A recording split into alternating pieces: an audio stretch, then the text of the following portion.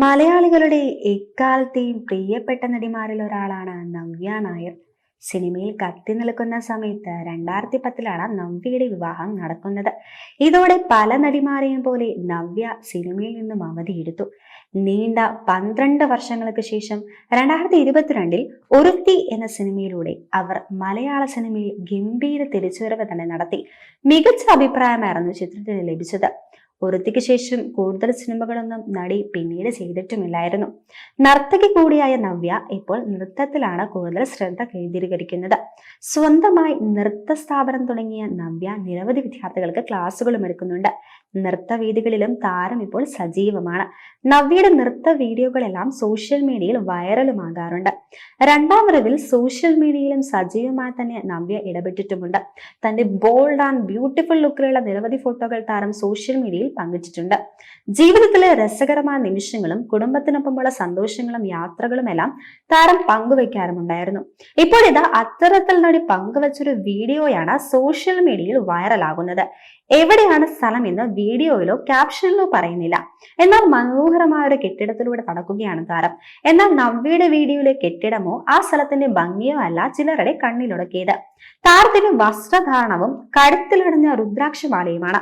Sleeveless ആയ വസ്ത്രം നടി ധരിച്ചതിനെ അധിക്ഷേപിക്കുകയാണ് ചിലർ രുദ്രാക്ഷം അണിയുന്നതിനും കടുത്ത അധിക്ഷേപമാണ് ഇക്കൂട്ടർ നടിക്കെതിരെ നടത്തുന്നത്. പെറ്റിക്കോട്ട് അമ്മച്ചി, തള്ളയ്ക്ക് വസ്ത്രം ചേരും എന്നൊക്കെയാണ് കമന്റുകൾ.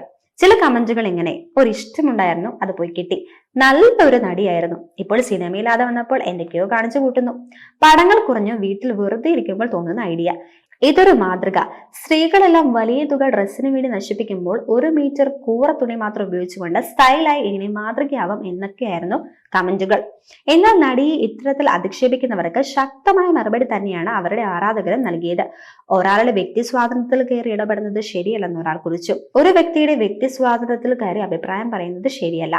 നവ്യ ഏത് വസ്ത്രം ധരിക്കണം, എന്ത് ഭക്ഷണം കഴിക്കണം, എങ്ങനെ നടക്കണം എന്നൊക്കെ അവരുടെ വ്യക്തിപരമായ അവകാശങ്ങളല്ലേ. അവർക്ക് ശരിയെന്ന് തോന്നുന്നത് അവർക്ക് ചെയ്യാം. നമ്മൾ ആരുമല്ലല്ലോ അവരുടെ കുടുംബം സംരക്ഷിക്കുന്നത്. പിന്നെ എന്തിനാ ആവശ്യമില്ലാത്ത ഈ അസൂയ? നവ്യ ഒരു നല്ല നടിയാണ്, നല്ല ക്യാരക്ടറാണ്, നമ്മൾക്കത് നോക്കിയാൽ പോരെ. സ്ത്രീകൾ രുദ്രാക്ഷം ധരിക്കരുതെന്നാണ് ചിലർ പറയുന്നത്. നവ്യയുടെ രണ്ടാം വരവിലെ ബോൾഡ് ലുക്കിനെ പുകഴ്ത്തുന്നവരും കുറവല്ല. ഇപ്പോഴും താരം അതീവ സുന്ദരിയാണെന്നും നടിയുടെ ഫിറ്റ്നസിനെ കുറിച്ചുമെല്ലാം ആരാധകർ പുകഴ്ത്തുന്നുണ്ട്. അതേസമയം അധിക്ഷേപ കമന്റുകൾക്കൊന്നും നവ്യ നേരിട്ട് മറുപടി കൊടുത്തില്ല.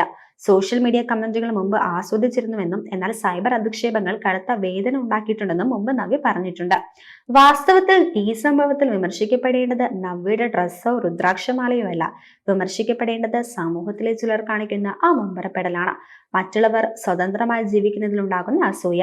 നവ്യയുടെ ജീവിതം കലയുടെ അനുഭവവേദിയാകുമ്പോഴും അതിനെ നിരന്തരം വിമർശനത്തിന്റെയും അപമാനത്തിന്റെയും രീതിയിൽപ്പെടുത്തുന്നത് ഇത് സ്ത്രീയുടെ വിഷയമല്ല, സാമൂഹ്യ വളർച്ചയുടെ വിഷയമാണ്.